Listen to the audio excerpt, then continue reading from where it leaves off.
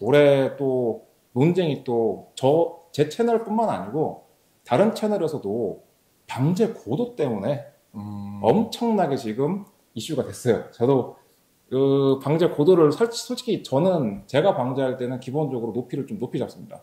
왜냐하면 펌프 출력을 전 무조건 100% 잡고 방제 폭을 넓게 잡아가지고 방제를 하기 때문에, 물론 제가 많이 하진 않지만 방제 고도가 너무 높다, 낮다, 어떤 건 또 너무 낮다, 어떤 것도 너무 높다.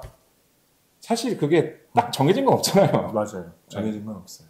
그날의 상황하고 그걸 해야 되는데, 참 그런 부분들에 있어가지고는 뭐 매뉴얼을 잘 따르시는 분들은 2.5m에서 3m.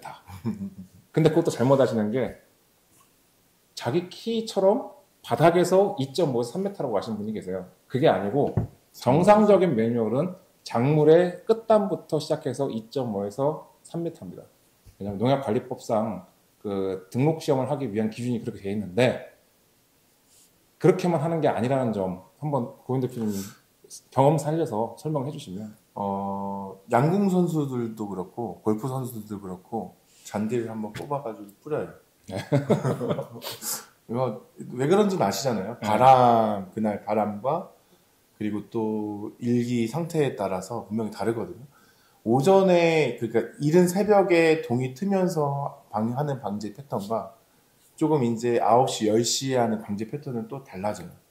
그렇죠. 그리고 해가 뜨기 전에 이제 그때 대기의 공기의 무게와 또 해가 떠서 이제 10시, 11시부터 공기의 무게는 또 달라요. 답은 없다는 거예요. 방제사가 판단을 해서 이렇게 뿌리면 전체적인 부분이 다 들어갈 수 있다라고 생각하면 그게 맞는 거예요.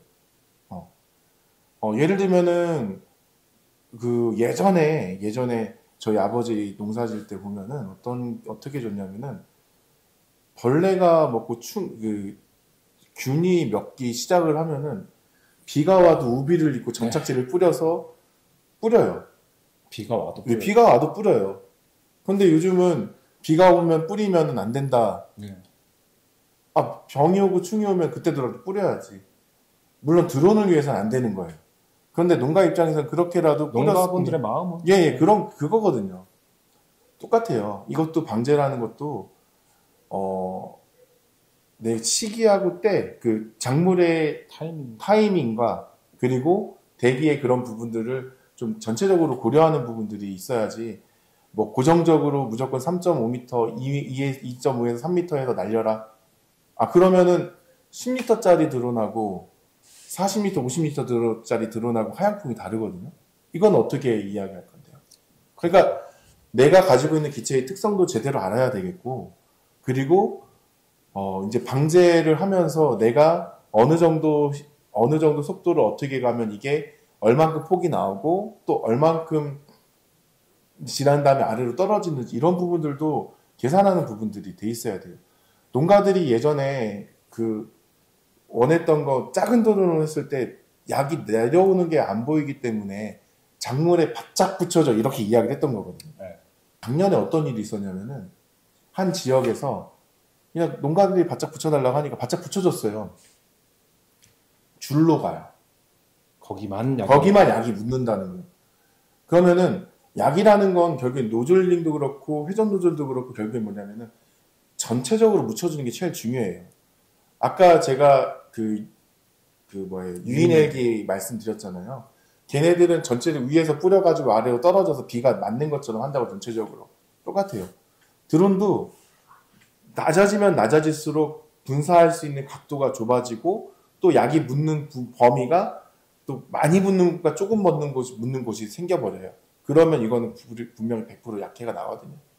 그러면 이렇게 하는 것보다 차라리 바람이 없으면 일정 고도를 높여서 약이 전체적으로 묻게끔 하고 대신 속도를 조금 줄여서, 폭은 잡되 속도를 줄여서 천천히 가는 게 오히려 나을 수가 있다는 거죠. 반면에 바람이 조금 많이 분다. 그렇게 되는 경우에는 이제 노즐을 바꾸던가 이런 식으로 해가지고 노즐을 바꾸고, 뭐 만약 회전 노즐 같은 경우는 좀 회전수를 좀 더 높여서 조금 고도를 조금 낮춰서 좀 전체적인 부분을 묻게끔 하던가. 그러니까 이거는 답은 없어요. 답은 없고, 네. 만약에 방제사 분들은 농가분들이 원하시는 네, 패턴대로 그냥 해주시면 됩니다. 그게 제일 맞아요. 네, 그게 네. 제일 중요하고 또 이제 공동방제에 들어가면 이제 거기서 시방서를 네. 주는 그 이제 농협이나 그쪽 담당자들이 원하는 그 패턴대로 패턴대로 해주면 돼요. 다만 큰 드론이 물을 많이 뿌리게 될 경우에는 이런 부분들은 약해가 날 수 있으니까 좀 조심을 해주고 예전에 제가 이제 누가 후기 제출을 해달라고 해줬어요. 그런데 바람이 불더라고요. 그리고 또 온도가 올라가더라고요. 그러니까 저한테 이제 충청도 사니까 다음날 이제 와가지고 어제 눈에다 바둑판 그렸나벼? 한마디 하더라고. 왜냐면은 바람 불어가 저는 최대한 꼼꼼하게 낮춰가지고 촘촘하게 해줬는데 그게 오히려 줄로 가가지고 줄이 생겨버렸어요. 그때 그것 때문에 뭐 영양제 그리고 또 뭐 해독제 뭐 이런 것들 진짜 엄청 많이 줬었거든요. 그 정도는 뭐 회복이 가능하니까. 예. 근데 너무 심하면은 모가지가 벼벨 때까지도 짧은 경우도 있어요. 올해 논 하나가 그래서 다른 데로 좀 덜 나온 데도 있는데, 그러니까 그런 부분들은 잘 고려를 하셔야 될 것 같아요. 그래서 답은 없다. 저는 답은 없다 이렇게 생각을 합니다. 다만 농가분들이 그렇게 원하시더라도 이러면 이런 증상이 나타날 수도 있고. 네, 이런 그거는 이제 부정이 설명을 해줄 수가 설명을 있어야 돼요. 그러니까 방제사가 올해 연륜 있는 사람들이 잘하는 게 그런 대처거든요. 그러니까 농가들이 원하는 거는 전문가를 불러서 전문적으로 이거 약을 하기를 원하는 거예요. 그렇죠. 그럼 내가 농가보다 더 많은 지식을 알고 있어야 되고 또 나도 방제를 하기 위해서 더 많이 공부를 해야 돼요.